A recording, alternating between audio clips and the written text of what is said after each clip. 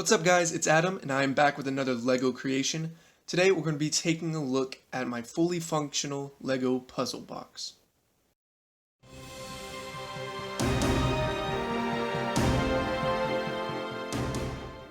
So I actually built this puzzle box way back in December, and it was more of an exercise of the mind to try to work with LEGO bricks in a more functional sense. I was getting really into puzzles in the more three-dimensional style, because they're very satisfying when you finish them, and I wanted to recreate that effect with LEGO bricks. So I went ahead and I built this.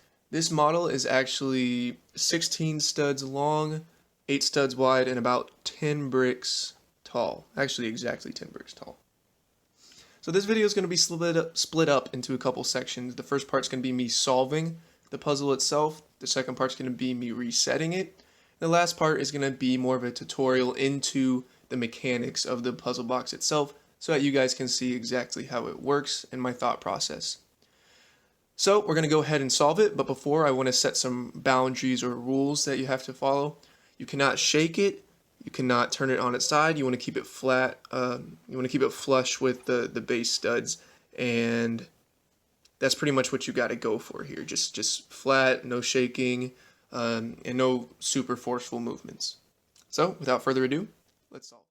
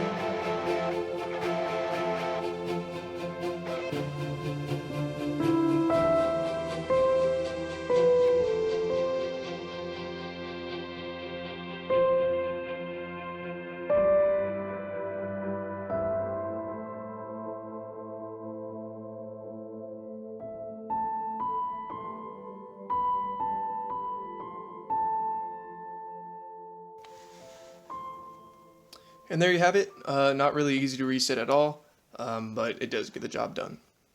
So now we're going to look into some of the mechanics of the box itself, and I removed a lot of the top section in order to get a better look at it.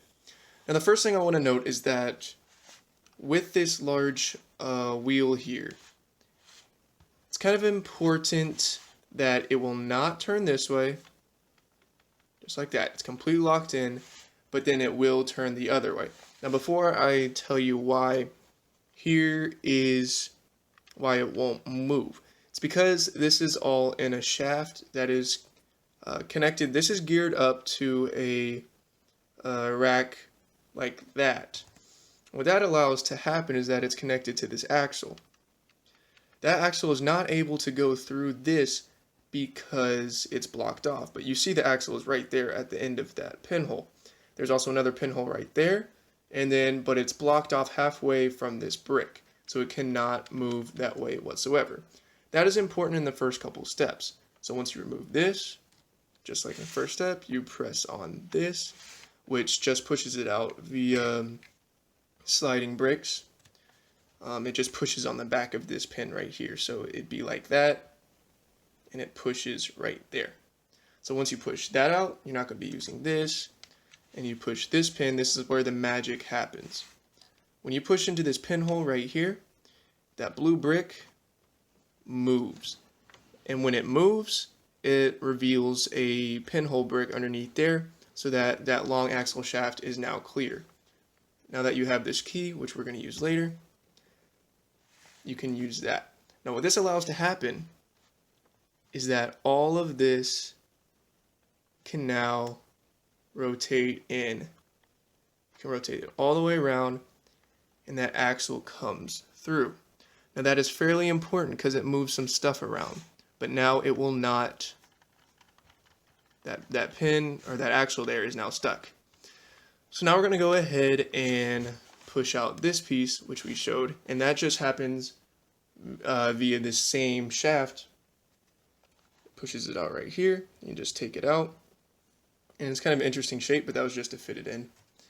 And then there is a section in there. So basically what happens here is that there is a basically it's just a long line of plates which you can push on, and it does something cool here. So once you push on that line of plates, it pushes this section right here. Now why is that important? If you look at this section right here, I'm going to give you a side view. There's some blockage there. But if you push that just like that, it reveals a hole that pushes the whole thing through. And now when this piece is here, if we just push that back, it is not able to be pushed through, which is where we put the key in the last point. But once we push it through, just like this, we are able to fit that key in. And so once you take that out, you can all of a sudden push this through. Now when you have this section here, which is what was the next step, that section right there, and you push it through with the key, this whole section pushes out, and you now have this key, which is very important in the final process. So what happened here with this pin, that was something that I wanted to mention earlier. Basically all it did was move this sliding brick. So if you turn this all the way back around and you turn it, it pushes this brick. Now what does that brick do? There's a pinhole there which is attached to a free moving gear. It is not attached by anything, but it's just a free axle sandwiched by two other gears. And there's also a pinhole through there. So when this is pushed all the way back, just like that, it reveals a connection through the center. Now this is important when we have this section, which is this piece. There's a pinhole there. You have it right there. Prior to that moving, you were not able to push anything through because it was completely blocked off. But now with that all the way pushed through, and now that you have this key with an axle long enough, you can connect all the way to that free flowing gear, just like that. And when you turn that, it turns the whole section. And that's what's going to be important. Now I'm going to go ahead and put some of these parts back so you can see how the last function works. Okay, so now we're at this point with all this built back, and you can see it still has the gears there, and this is where it gets important. So right here, there is actually another set of gears which is attached right here.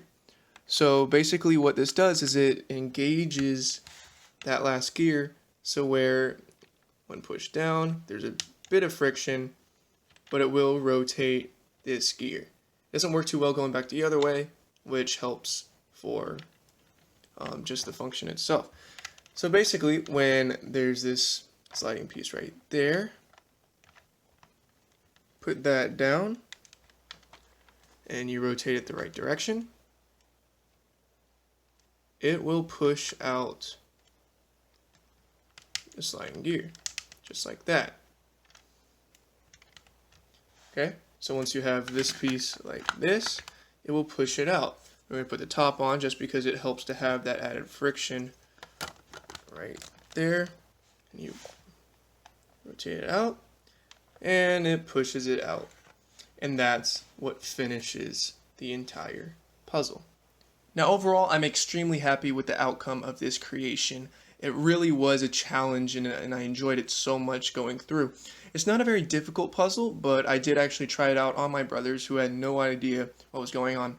And it took them a solid 20-30 minutes. My youngest brother, I had to give him a hint about 30 minutes in. My older brother, he figured it out after about 30 minutes. So it's not too difficult, but it is a decent difficulty. So yeah, that's pretty much it. And let me know what you guys think down in the comment. Make sure to leave a like and subscribe. So with that out of the way, I'll see you next time.